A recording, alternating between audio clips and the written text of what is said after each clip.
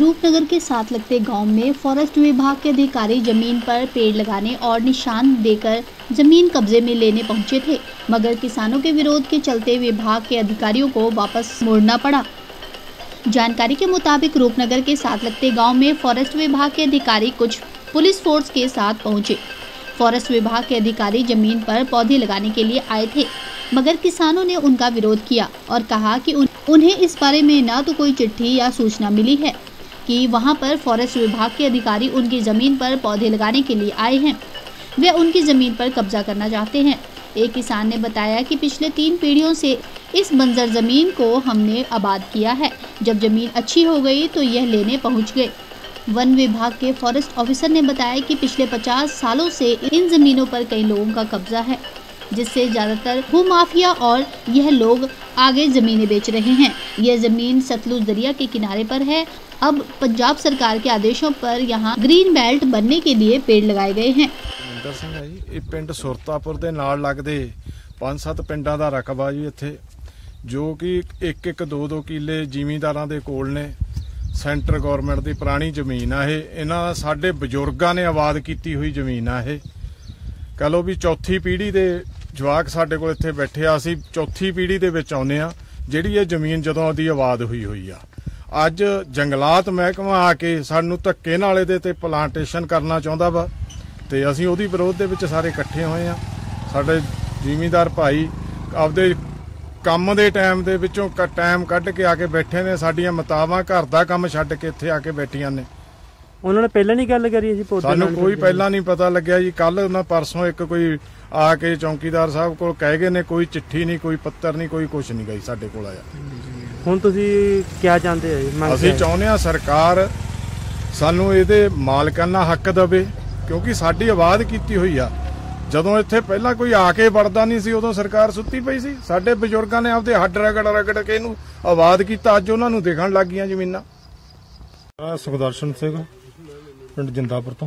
हाँ जी। सो मैं इस केस नूं डील करदा बहुत देर तो। हाँ जी।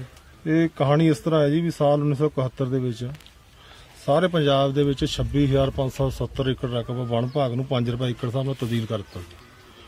ਜਦੋਂ ਸਰਕਾਰ ਨੇ ਦੇਖਿਆ ਕਿ ਲੋਕ ਇਹਨਾਂ ਦੇ ਪਹਿਲਾਂ ਹੀ ਕਾਬਜ਼ ਨੇ, ਲੋਕਾਂ ਦੀ ਰੋਜੀ ਰੋਟੀ ਤੇ ਨਿਰਭਰ ਕਰਦੀ ਹੈ, ਤਾਂ ਇਹ 22 ਅਗਸਤ 1973 ਨੂੰ ਸਰਕਾਰ ਨੇ ਵਣ ਵਿਭਾਗ ਤੋਂ ਵਾਪਸ ਲੈ ਕੇ ਸਰਪਲਸ ਕਰਾਰ ਰਕਬਾ ਦਿੱਤਾ।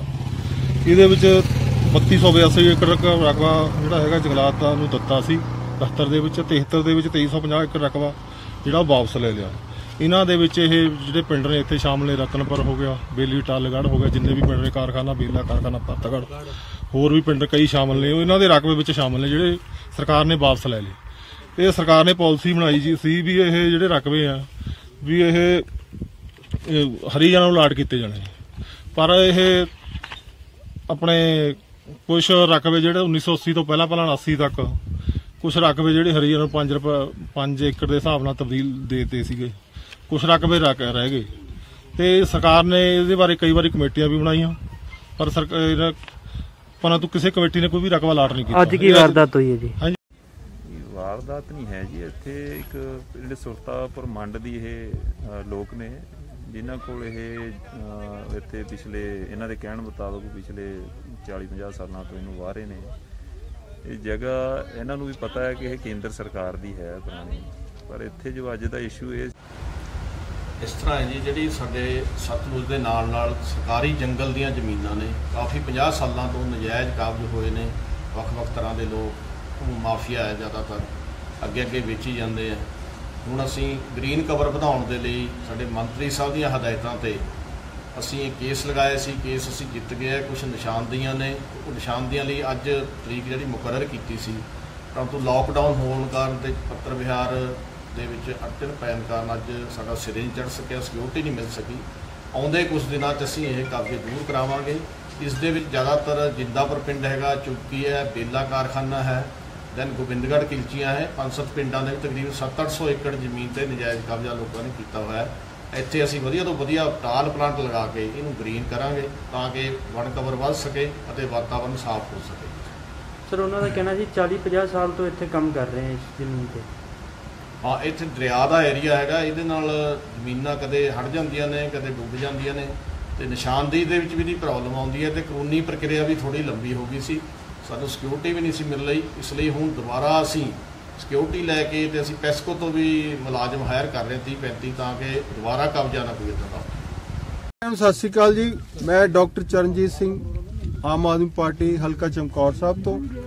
ਇਹ ਜੋ ਏਰੀਆ ਹੈ ਜਿੱਥੇ ਅੱਜ ਅਸੀਂ ਖੜੇ ਹਾਂ, ਇਹ ਸਾਰੀ ਜਿਹੜੀ ਜ਼ਮੀਨ ਹੈ ਇਹ ਸਾਡੇ ਹਲਕੇ 'ਚ ਪੈਂਦੀ ਹੈ ਤੇ ਇਹ ਚਾਹੇ ਪਹਿਲੇ ਜੰਗਲਾਤ ਸੀ ਜਾਂ ਕਿਸੇ ਦੀ ਵੀ ਸੀ, ਪਰ ਇਹ ਲੋਕਾਂ ਨੇ ਪਿਛਲੇ 50 ਸਾਲ ਤੋਂ ਇਸ ਜਿਹੜਾ ਜੰਗਲ ਹੁੰਦਾ ਸੀ, ਕਦੇ ਬੰਜਰ ਜ਼ਮੀਨ ਸੀ, ਇਹ ਜਿੰਨੇ ਵੀ ਇੱਥੇ ਕਿਸਾਨ ਸਾਡੇ ਵੀਰ ਬੈਠੇ ਹੈ, ਇਹਨਾਂ ਨੂੰ ਇਸ ਜ਼ਮੀਨ ਨੂੰ ਇਹ ਪੱਧਰੀ ਕਰਕੇ ਇਹਨੂੰ ਜਿਹੜੀ ਹੈਗੀ ਵਧੀਆ ਫਸਲ ਇੱਥੇ ਉਗਾਈ ਹੈ ਤੇ ਸਾਡੀ ਜਿਹੜੀ GDP 'ਚ ਉਹਦੇ 'ਚ ਬਹੁਤ ਵੱਡਾ ਹਿੱਸਾ ਇਹਨਾਂ ਕਿਸਾਨਾਂ ਦਾ ਹੈਗਾ। ਤੇ ਅੱਜ ਜਿਹੜਾ ਇਹ ਸਰਕਾਰ, ਆਪਾਂ ਜਾਣਦੇ ਹਾਂ ਕਿ ਭ੍ਰਸ਼ਟ ਸਰਕਾਰ ਤਾਂ ਇਹ ਹੈ ਤੇ 50 ਸਾਲ ਤੋਂ ਇਹ ਸੁੱਤੀ ਪਈ ਸੀ। ਮੈਂ ਇੱਥੋਂ ਸਾਡੇ ਕੈਬਨਿਟ ਮੰਤਰੀ ਨੇ, ਉਹਨਾਂ ਨੂੰ ਪੁੱਛਣਾ ਚਾਹੁੰਦਾ ਵੀ ਅੱਜ ਜਦੋਂ ਇਹਨਾਂ ਕਿਸਾਨਾਂ ਤੇ ਵਿਪਤਾ ਪਈ ਹੈ ਤਾਂ ਉਹ ਇੱਥੇ ਕਿਉਂ ਨਹੀਂ, ਇਹਨਾਂ ਦੇ ਨਾਲ ਖੜੇ ਹੋਣਾ ਚਾਹੀਦਾ ਸੀ ਅੱਜ ਉਹਨਾਂ ਨੂੰ। ਲੇਕਿਨ ਅਫਸੋਸ ਇਹਨਾਂ ਨੂੰ ਆਪਣੇ ਹੀ ਜੋ ਮਾਫੀਅਰ ਚੱਲ ਰਹੇ ਨੇ ਉਹਨਾਂ ਤੋਂ ਹੀ ਫੁਰਸਤ ਹੈ ਨਹੀਂ। ਹੁਣੇ ਮੈਂ ਇਸ ਸੜਕ ਦੇ ਨਾਲ ਆਇਆ, ਨਾਲ ਸਾਰੇ ਰੇਤੇ ਦੇ ਢੇਰ ਲੱਗੇ ਪਏ ਹੈ, ਬੁਰੀ ਤਰ੍ਹਾਂ ਇੱਥੇ ਜਿਹੜਾ ਮਾਫੀਆ ਰੇਤਾ ਮਾਫੀਆ ਚੱਲ ਰਿਹਾ। ਤੇ ਹੁਣ ਜਿਹੜਾ ਇਹਨਾਂ ਕਿਸਾਨਾਂ ਨੂੰ ਇਹਨਾਂ ਨੂੰ ਇਸ ਜ਼ਮੀਨ ਤੋਂ ਵਾਂਝੇ ਕਰਕੇ ਇਹ ਜੋ ਭੂ ਮਾਫੀਆ ਸਾਡੇ ਪੰਜਾਬ ਚੱਲ ਰਿਹਾ, ਉਹਨਾਂ ਦੀ ਕੋਸ਼ਿਸ਼ ਹੈ ਕਿ ਇਹਨਾਂ ਨੂੰ ਇੱਥੋਂ ਜਿਹੜਾ ਇਸ ਜ਼ਮੀਨ ਚੋਂ ਵਾਂਝੇ ਕੀਤਾ ਜਾਵੇ। ਔਰ ਜਿੰਨੇ ਇਹ ਤਕੜੇ ਬੰਦੇ ਨੇ, ਚਾਹੇ ਉਹ ਇੱਥੇ ਸਾਡੇ ਸ਼ਾਸਨ ਦੇ ਪ੍ਰਸ਼ਾਸਨ ਦੇ ਜਿਹੜੇ ਚਹੇਤੇ ਨੇ, ਮੰਤਰੀ ਤੇ MLA, ਉਹਨਾਂ ਦੀ ਇਹੀ ਕੋਸ਼ਿਸ਼ ਹੈ ਕਿ ਇਹਨਾਂ ਨੂੰ ਜਿਹੜਾ ਹੈਗਾ ਇੱਥੋਂ ਉਠਾ ਕੇ ਆਪ ਜਿਹੜੇ ਇਹਨਾਂ ਜ਼ਮੀਨਾਂ ਤੇ ਕਬਜ਼ਾ ਕੀਤਾ ਜਾਵੇ। ਲੇਕਿਨ ਮੈਂ ਔਰ ਸਾਡੀ ਜਿਹੜੀ ਪਾਰਟੀ ਹੈ ਇਹਨਾਂ ਦੇ ਨਾਲ ਖੜੀ ਹੈ, ਕਿਉਂਕਿ ਇਹਨਾਂ ਦਾ ਹੱਕ ਹੈ ਇਹ, ਕਿਉਂਕਿ ਅੱਜ ਤੋਂ 50 ਸਾਲ ਤੋਂ ਇਸ ਜ਼ਮੀਨ 'ਚ ਇਹ ਜਿਹੜੀ ਖੇਤੀ ਕਰ ਰਹੇ ਨੇ। ਕਿੰਨੇ ਪਿੰਡਾਂ ਦੀ ਸਮੱਸਿਆ ਤੇ ਕਿੰਨੀ ਕੁ ਜ਼ਮੀਨ ਹੈ ਜੀ? 15 ਪਿੰਡ, ਤਕਰੀਬਨ 15 ਪਿੰਡ ਹੈ ਔਰ 800 ਕਿੱਲੇ ਜਿਹੜਾ ਹੈਗਾ ਇਹ ਜ਼ਮੀਨ ਹੈ।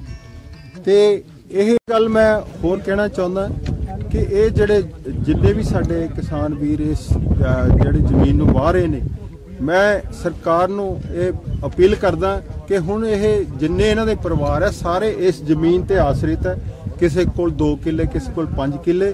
ਤੇ ਮੇਰੀ ਇਹ ਮੰਗ ਹੈ ਸਰਕਾਰ ਤੋਂ ਕਿ ਇਹ ਜਿਹੜੀ ਜ਼ਮੀਨ ਜਿਹੜਾ ਵੀ ਬੰਦਾ ਬਾਹਰ ਹੈ ਉਹਨੂੰ ਕੁਝ ਜਿਹੜੀ ਅਮਾਉਂਟ ਫਿਕਸ ਕਰਕੇ, ਕੋਈ ਉਹਦੀ ਸਰਕਾਰ ਵੱਲੋਂ ਕੋਈ ਵੀ ਕੀਮਤ ਜਿਹੜੀ ਫਿਕਸ ਕਰਕੇ ਇਹ ਜਿਹੜੀ ਜ਼ਮੀਨ ਹੈ ਇਹਨਾਂ ਸਾਰਿਆਂ ਨੂੰ, ਜਿੰਨੇ ਵੀ ਇਹ ਬਾਹਰੇ ਨੇ ਇਸ ਜ਼ਮੀਨ ਨੂੰ, ਉਹਨਾਂ ਨੂੰ ਅਲਾਟ ਕਰਨੀ ਚਾਹੀਦੀ ਹੈ।